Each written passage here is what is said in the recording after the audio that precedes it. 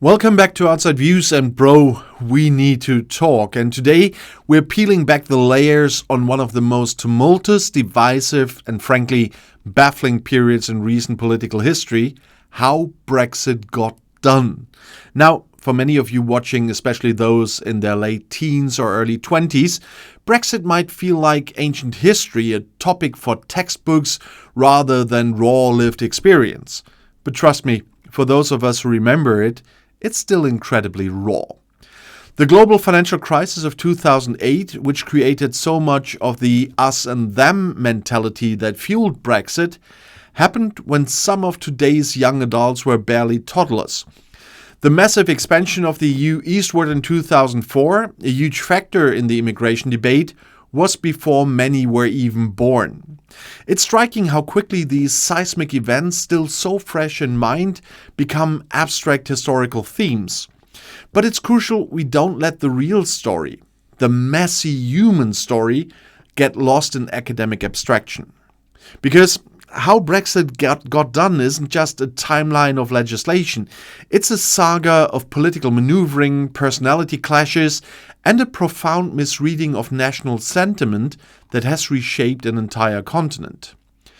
Historian Tom McTague has done a great service by dissecting this new layer of sediment in British history, and his book Between the Waves offers a perspective that's dispassionate yet incredibly insightful. It picks up where previous works left off, tracing Britain's tumultuous relationship with Europe from the post-war era right up to the final official departure. Let's rewind briefly to set the stage. Britain's relationship with the nascent European project was always, shall we say, complicated.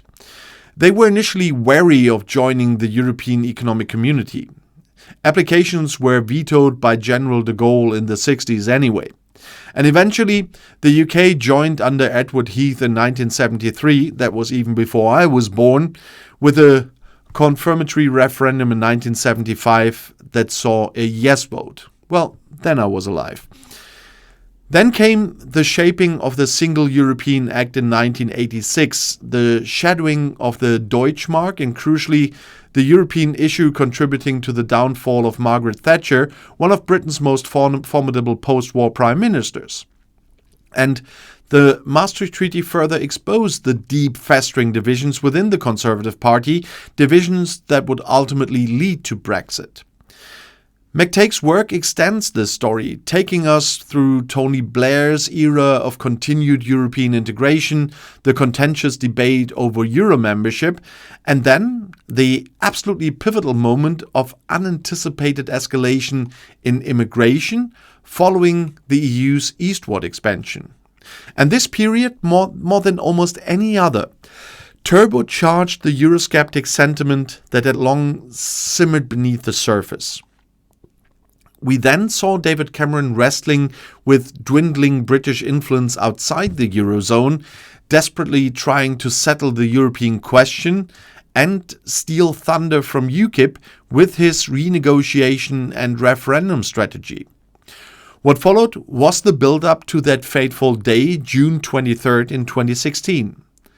A day that, to this day, feels like a collective fever dream. The vote for leave, the shockwaves it sent, and then the political chaos that ensued. The fatal leadership election that saw Theresa May come to power, her disastrous 2017 general election gamble, and her tin-eared checkers plan that tried to split the difference between Leave and Remain, pleasing absolutely no one. And finally, we arrived at Boris Johnson's election as Conservative leader and Prime Minister, the controversial prorogation of Parliament, and the triumphant 2019 general election campaign. And this election, with its simple resonant slogan, "Get Brexit Done," provided the mandate for the withdrawal agreement and Britain's official departure from the EU on January 31st in 2020, at least for Great Britain, if not for the perpetually complicated Northern Ireland. Now, if this sounds like a plodding timeline, believe me, it's anything but. McTague excels at bringing the story to life by weaving in the central players. And this isn't just a great man theory of history, it's a rich tapestry of characters, some globally famous like Nigel Farage, and others, crucially, who were virtually invisible in existing books about Brexit, but whose influence was immense. Take Rodney Leach, for instance, a hugely important figure who led groups from Business for Sterling to Open Europe. And McTague recounts a key weekend in 2012 where Leach and his wife hosted a diverse group of conservative Eurosceptics at their seaside home in Norfolk. And this group included confirmed Brexiteers like Dan Hannan, hopeful reformers like Andrea Leadsom, Cameron loyalists like George Eustice, and restless campaigners keen to prepare for an inevitable referendum. My point here is that the Eurosceptic movement throughout this entire period was quite a complex beast. It was united in a shared dissatisfaction with Britain's EU membership, often couched in terms of patriotism, but deeply divided in its theory of change. That means how to actually get Britain out and what that would look like. It was a movement of civil country weekends mixed with fiercely combative weeks in Westminster. It's easy looking back to see it as a monolith, but it was anything but. Having followed this period closely, I inevitably spotted some moments where recollections might vary, as they often do in political histories. For example, in the AB referendum, I recall the inspiration to weaponize Nick Clegg's disastrous decision to back university tuition fee increases, having promised to scrap them, coming from the combative Dan Hodges, now an acerbic Mail on Sunday columnist, rather than Stephen Gilbert, who was David Cameron's political secretary. The Conservatives certainly turned on their coalition partners in 2015, but there was considerable nervousness about the No to AV campaign's tactic at the time and pressure not to deploy it. It just goes to show how many small, almost forgotten decisions and personal rivalries ultimately contributed to the bigger picture. The book's subtitle suggests it ends in 2016, but it actually canters on until Britain's official departure from the EU on January 31st in 2020.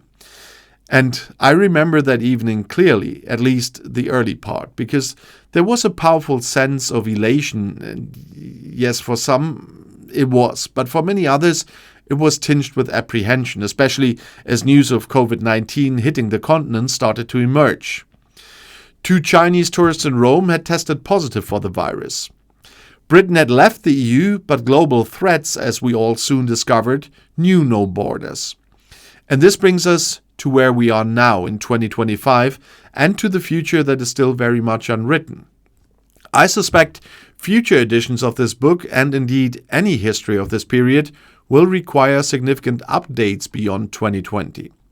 On the international policy front, the final relationship with Europe is not yet settled, and perhaps, as the article hints, it never truly will be.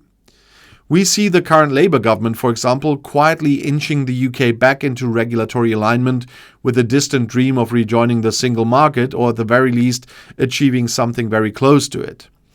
Then there's the possibility of a future reform government, which, while publicly quiet about Brexit, privately harbors deep unhappiness with how the 2019 deal betrayed Northern Ireland. The precise association of the British with their continental friends is clearly undeniable. It's still in flux.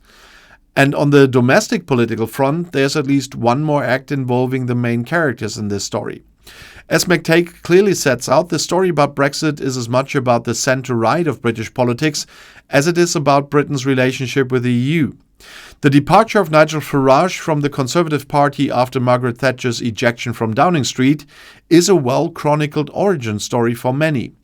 And then came the steady rise of the UK Independence Party after the introduction of proportional representation for European elections, culminating in the devastation of Theresa May's Conservatives by the Brexit Party in 2019. And of course, Farage's return as leader of Reform UK in the 2024 general election. And this isn't just about history. It's about the very immediate future of British politics. Will the centre-right vote be split once again at the next election, or might the two parties come to some form of electoral arrangement ahead of the vote? And how might such a deal be sold to a body which prides itself on being the oldest and most successful political party in history? One of British conservatism's intellectual grandees recently speculated about Boris Johnson's potential role in this pre-election maneuvering.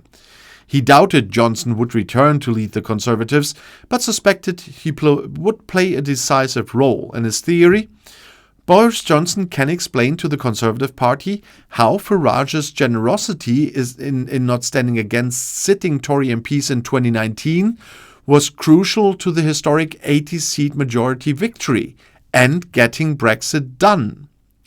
And then, the speculation continues, at the next general election, he can convince them it is now our turn to repay that generosity by agreeing a deal. But why would Johnson do that? To come back as Foreign Secretary like his frenemy David Cameron? Now, well, time will tell if any of that comes to pass.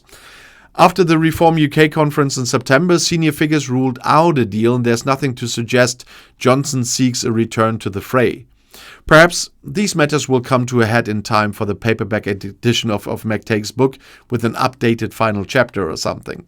But with such a heavy emphasis on the post-war history of Britain's centre-right, future readers will certainly want to know how this crucial second strand of the book, the destiny of the Conservative Party, plays out. McTague has a reputation for being one of the preeminent long-form political essayists of his generation, and with this book he has also established himself as a serious political historian. And I look forward to further works and highly recommend this book for general readers and Brexit obsessives alike, because it lays bare in intricate detail just how we got there, and exposes the deep currents of history, the often invisible players, and the deeply personal ideological battles that culminated in Brexit. And it reminds us that for all the talk of getting it done, the consequences are still very much unfolding, shaping the present and future of a nation that is still undoubtedly struggling to find its place after this seismic shift. But what do you think about this? Thanks for joining me today on Outside Views, and I'm looking forward to your comments. And if you want to see another video right now, the next one is right here in the end screen. I'll see you there. I'll be back.